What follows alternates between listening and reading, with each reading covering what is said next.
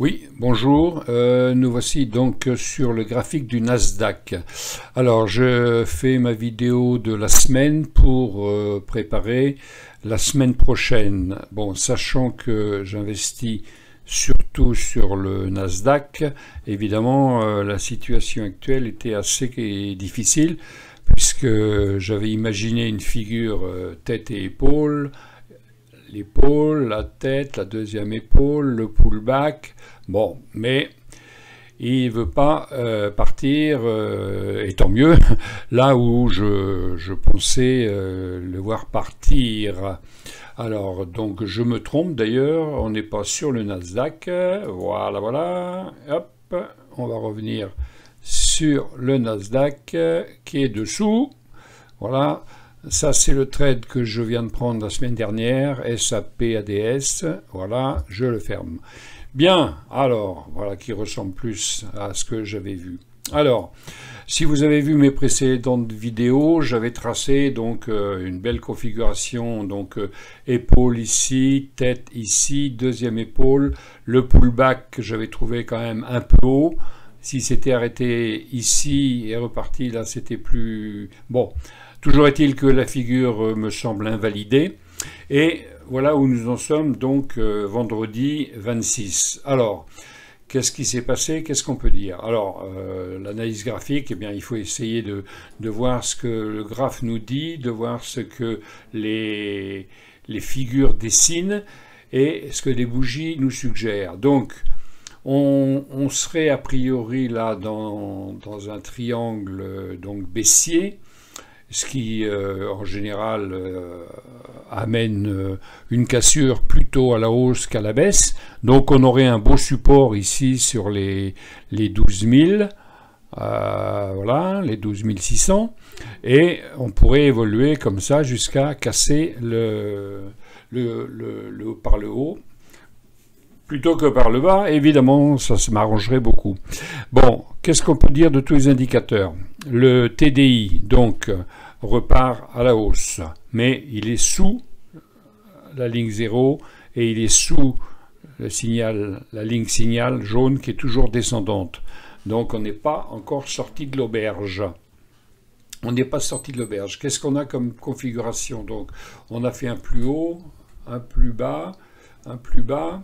Ici, on fait un plus haut. Bon, on est donc dans une congestion et on ne sait pas par où ça va partir. Donc voilà, on regarde. Ça, c'est en journalier. Qu'est-ce qu'il nous dit en hebdo? Une semaine, voilà. Alors, on voit qu'on n'a pas été à la fête ces dernières semaines, puisque donc on avait quand même un magnifique signal ici. Tout en haut, là, on avait bien une englobante baissière. On avait ici donc un doji étoile du soir qui a été pris par une belle englobante baissière. Donc ça, c'est sûr, on allait y aller. On a donc eu le gap baissier, la baisse, et on est toujours sur la ligne qui nous retient, là, voilà, ici, ici, ici, ici, ici. Bon, là on l'a cassé, là on l'a passé, là on revient dessus, on revient dessus. Donc voilà, on est toujours sur les 13 100, sachant que la figure baissière nous amenait en principe vers les 12 000, j'avais dit 12 000 et quelques. Alors, qu'est-ce qu'on peut prendre? On peut prendre par exemple ce marteau ici, voilà, hop, voilà. Donc on pourrait imaginer qu'on a toujours ce support en vue. Sur 12 060, la hausse n'est pas encore certifiée. On voit bien que le TDI est en baisse, il est sur les bandes de Bollinger à la baisse en semaine. On voit que la MACD, elle part aussi à la baisse en dessous son signal 0 ici. On peut aussi afficher par exemple les... non, c'est pas ce que je voulais faire, pardon, excusez-moi, hop, je voulais afficher voilà, et le MACD signale, et on voit qu'on est quand même en rouge hein, depuis ici, hein, voilà, depuis cette magnifique englobante baissière, là, tout en haut, hein, on est quand même passé en rouge, et on est toujours en rouge. Donc le retournement n'est pas encore acté. Mais, bon, je regarde quand même ce que me disent mes screeners, et je vais faire une petite revue juste comme ça à titre informatif. J'espère que ça vous intéresse de voir comment moi je procède. Alors juste pour finir avec le Nasdaq, vous voyez qu'on est quand même toujours dans une tendance baissière, hein. Les points SAR sont toujours au-dessus, hein. On est passé en dessous ici, et pour l'instant on est voilà. Alors on pourrait dire aussi alors, on va afficher Ishimoku pour ceux qui aiment cet indicateur, puisque moi je l'utilise aussi de temps en temps pour essayer de voir où on va. Alors, Ishimoku, où es-tu? On va le chercher. Hein. J'utilise la plateforme donc Pro Real Time. Hein. Moi, je vous la recommande parce qu'elle est vraiment super. Hein. Donc, alors, voilà. Donc, Ishimoku, le nuage est haussier. Hein, y a pas de souci, quoi. Hein. La tendance reste haussière. On n'a pas de retournement de tendance, donc c'est une consolidation. Alors, est-ce que ça va aller consolider comme ça jusqu'à rejoindre la Sankou Span A et puis repartir, voilà, hein, donc vous voyez, c'est quand même pas catastrophique. On peut rester haussier sur le moyen terme. Bien, allez, je vais enlever Ishimoku pour que ça ne nous gêne pas trop dans l'analyse. Alors, mon screener, la semaine dernière, m'a sorti ça. Bon, pourquoi m'a-t-il sorti ça? Bah, parce que il y a un beau retournement haussier, hein, voilà, hop. Je mets à peu près à une échelle sympathique pour comprendre ce qui s'est passé. Donc il me l'a sorti parce que on voit que le MACD donc est parti à la hausse, le TDI, donc le RSI en fait, hein, a coupé, et on est dans un étranglement. Alors j'explique souvent que l'étranglement, vous voyez, si on prend la bande de Bollinger ici, et celle-ci ici, voilà. Hein. Alors, c'est très imagé, hein. J'avais trouvé ça un jour sur Internet et ça m'avait bien plu comme image. Vous imaginez que entre les deux bandes là de Bollinger, c'est un tuyau d'arrosage par exemple. Hein. Donc ça pousse par ici, ça pousse par ici.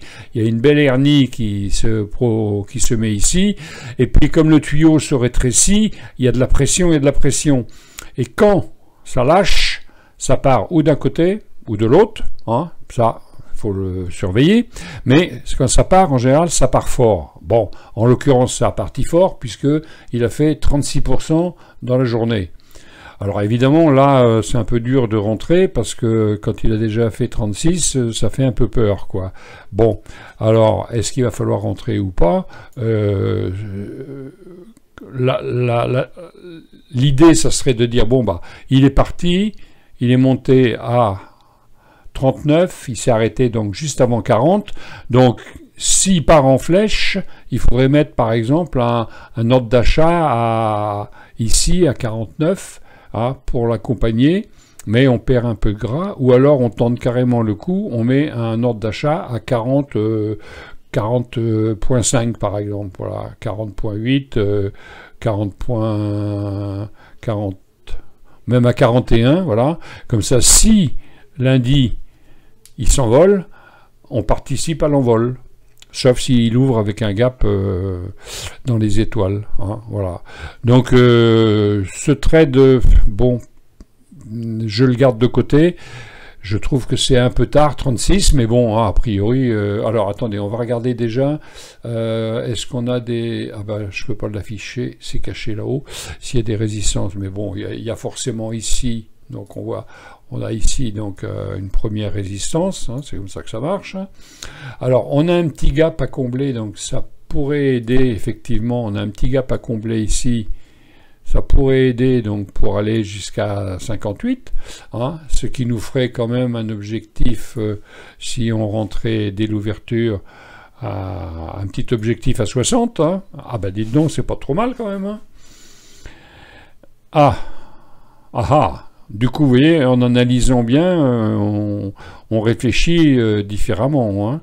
Donc, qu'est-ce qu'il nous a fait comme dessin? Vous voyez, il nous a fait là une petite tasse, mais il n'y a pas eu l'anse. Ensuite, il a consolidé, ça s'est rétréci de plus en plus. Les volumes, hop, les volumes sont pas mirobolants. Si, beaucoup de volumes ici sur l'envolée, donc on avait commencé ici, on arrive dans les volumes qui sont juste dans la moyenne. Ah, c'est intéressant quand même, hein. Donc voilà, ce que je fais dans ce cas-là, je prends une alarme, hop, mon alarme, elle est ici, et je me la mets juste au-dessus, ici, voilà. Et dans l'alarme, je marque avoir gap à combler. Voilà. Hop. Donc, dans ces cas-là, c'est simple. Si jamais il passe encore lundi ici, bah ça vaut le coup de rentrer parce qu'on a quand même, on vise quand même 60%. Hein, c'est pas mal. Hein. Bon, donc voilà, premier titre que j'ai repéré, enfin que mon screener, hein, Explosive Stock, hein, Explosive Stock 36%, hein, vous voyez, c'est bien explosif. Bon, le deuxième qui me propose, alors celui-là, bah voilà, encore 30%, hein, alors c'est dur, hein, c'est dur de rentrer quand il y a eu 30%, mais on peut quand même, bah alors pareil, hein, voilà, il a voulu partir, et puis ensuite, il est resté, les bandes de Bollinger se resserrent, ça se resserre, et puis bah il n'y a pas eu de signal, hein, vous voyez, là il y a eu un doji qui est même pas à moitié de la bougie rouge avant, et puis boum, ça part. Alors qu'est-ce que c'est? Helios Medical. Donc c'est une bio. En ce moment sur les biotech, faut se méfier parce que l'administration américaine les a un peu dans le collimateur. Elles ont beaucoup souffert. Néanmoins, on a quand même les points SAR qui sont toujours haussiers. On a le MACD qui est toujours haussier. Alors, est-ce qu'on peut afficher le signal? Il est affiché et a priori il n'y a pas de signal. Non, il n'y a rien qui dit. Donc voilà, alors bah écoutez, c'est simple, hein, elle peut monter à 34, vous voyez, puisque c'est ce qu'elle a fait une fois, pour redescendre aussitôt. Et là, on est pile sur la clôture de là. Alors, à la limite, on pourrait mettre une alarme un peu au-dessus du dernier, l'avant-dernier plus haut, celui-ci par exemple, voilà, je mets une alarme, et s'il passe ici, on pourrait penser qu'il va retourner sur ses plus hauts, ce qui nous donnerait éventuellement hop, on met comme ça, on est ici sur les 34, donc voilà, on se met sur 34, ce qui donne quand même une possibilité, après les 30 de vendredi, de monter de 46, et sur les biotech, ça n'a rien d'anormal. Hein. Voilà. Bon, donc celui-ci, j'ai mis une alarme. Voilà. Alors, le troisième, alors celui-ci, je suis rentré dessus tranquillement,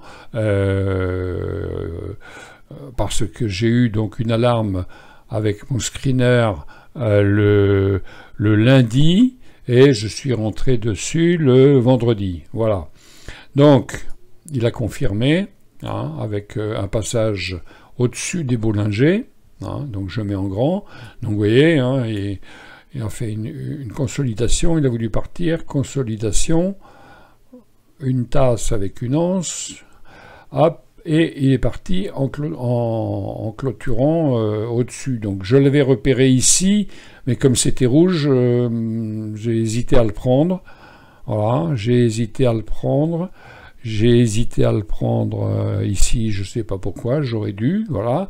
Et puis je l'ai pris en cours de route vendredi. Bon, bah écoutez, hein, voilà, hein, on verra ce que ça donne. Hein. Donc le stop, je vais le remonter sous le dernier plus bas. Hein, voilà. On met sous le dernier plus bas ici, modifier, et voilà. Donc pour l'instant, eh bien, on est. Ah bah, il change pas parce que la bourse est clôturée, mais ça se fera tranquillement lundi. Bon, donc voilà. Alors ça c'est screener explosif. Sur les trois, j'en ai pris un et j'ai signalé les deux autres. Maintenant, je vais changer mon screener et je vais prendre mon screener. Où est-il? L'arme fatale. Voilà. Alors, est-ce qu'on est bien sur le Nasdaq? Oui. Donc, OK. Alors voilà, sur le Nasdaq, mon screener, l'arme fatale. Bon, j'aime bien donner des noms rigolos, hein, c'est comme ça, hein, parce que voilà.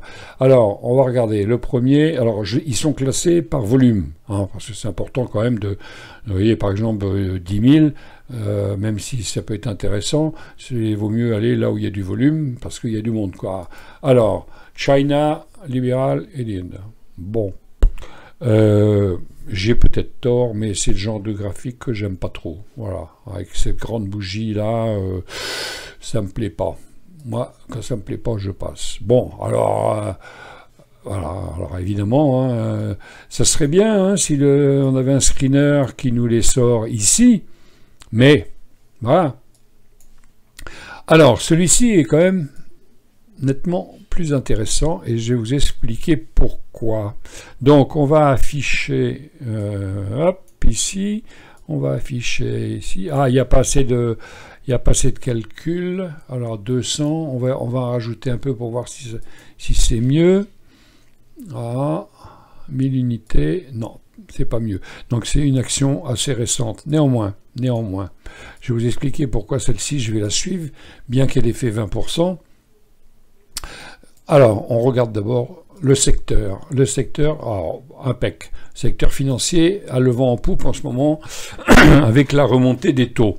Donc, on a ici une divergence haussière. C'est-à-dire que ici, on a 2 points bas, alors que le MACD, je vais tracer la divergence sur le MACD.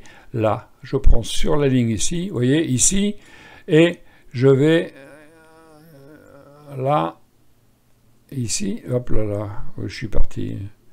Bon, alors j'annule tout parce que j'ai fait des bêtises. Bon, allez, hop, je recommence. Donc, on a une divergence baissière ici, enfin, une divergence haussière, plutôt, je m'explique. Ah, je vais y arriver, hein. Alors, voilà. La différence entre le et là, voilà, on y est. Donc, sur le MACD, on a une divergence haussière par rapport au tarif. Et ça, si on l'avait détecté juste ici, évidemment, on pouvait rentrer et on partait déjà avec 20%. Bon, eh bien, le problème, c'est que c'est pas forcément comme ça que ça marche. La divergence, c'est au moment où il s'envole qu'on le voit. Bien. Néanmoins, qu'est-ce qu'on peut dire? Bah, on peut dire simplement que ça vaut le coup de s'y intéresser et que certainement, dès lundi, je vais regarder où elle part. Donc, je mets un stop, enfin, pas un stop, une alarme pas trop loin, parce que ici, ça vaut le coup de le suivre. Une divergence, en général, c'est assez bon à suivre. Donc j'écris sur mon alarme divergence, modifier l'alerte, et voilà. Alors je continue. Il me sort celle-ci. Alors celle-ci, qu'est-ce que on peut dire? Alors on peut dire que on a fait une tasse avec une once, grosso modo, c'est pas mal. Le TDI arrive sur la ligne 0, mais il n'a pas encore croisé, mais ça ne devrait pas tarder. Il y a eu beaucoup de volume. Le point SAR est passé en positif. Donc ça, c'est quelque chose qu'on peut éventuellement acheter.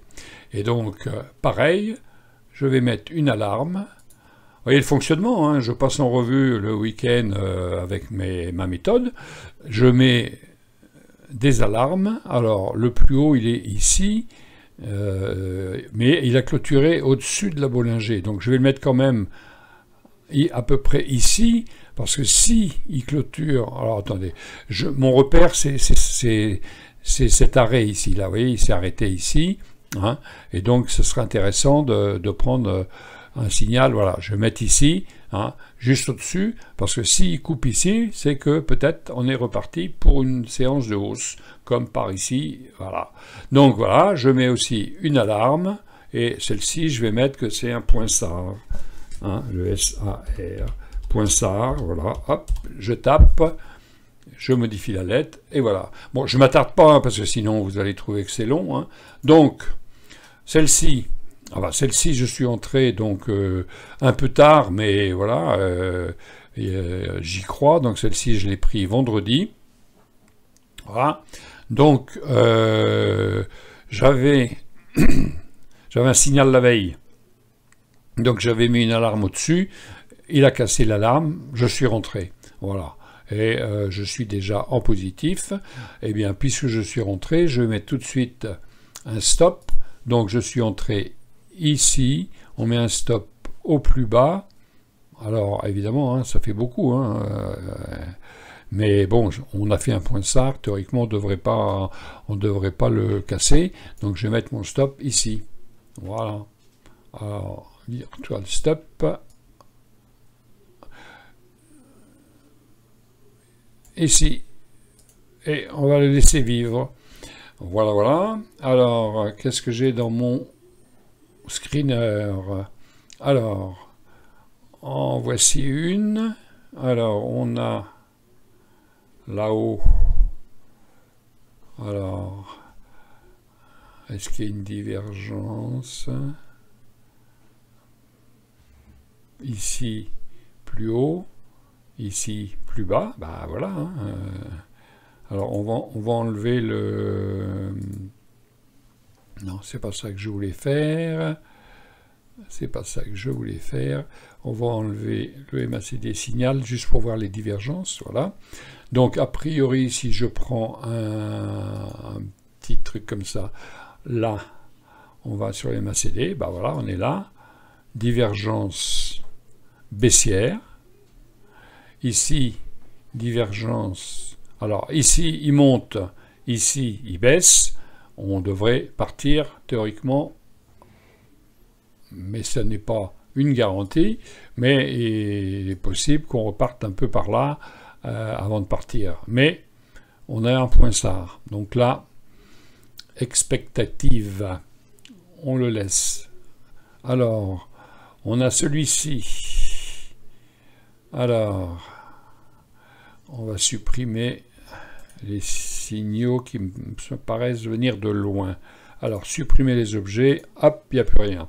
Donc, bon ben voilà, hein, une belle tendance haussière avec peut-être un départ à la hausse puisqu'il a clôturé au-dessus, hein, des bandes de Bollinger. Les points SAR sont bien orientés. On a croisé le TDI, le MACD croise aussi. Du coup, je vais réafficher le MACD signal pour voir s'il est en vert. Hop, voilà, on vient de repasser en vert. Donc celle-ci me paraît intéressante aussi. Donc toujours la même méthode, hein. Une alarme, un poil au-dessus, à surveiller à l'ouverture lundi prochain. Alors, j'ai un autre. Eh ben voilà une belle configuration intéressante aussi. Hein, c'est pas mal, hein. Alors, qu'est-ce qui se passe ici? Si on regarde déjà le MACD, on voit qu'il croise sur la ligne 0, il repart à la hausse. On a un signal vert, là, ici, ça repart à la hausse. Le TDI a croisé. On est quand même tranquillement à la hausse, hein. On voit bien que la MM100 est à la hausse. Alors, au niveau positionnement, on a cassé... Ben voilà, ça c'est pas mal non plus, vous voyez, on a cassé un plus haut ici, là, voilà, on a cassé plus haut, voilà. on a cassé celui-là, on a cassé celui-là, on a fait une tentative ici, on est revenu sur les... On a fait un pullback, quoi, en fait. Hein. Et là, maintenant, il est parti. Donc ça aussi, c'est pareil.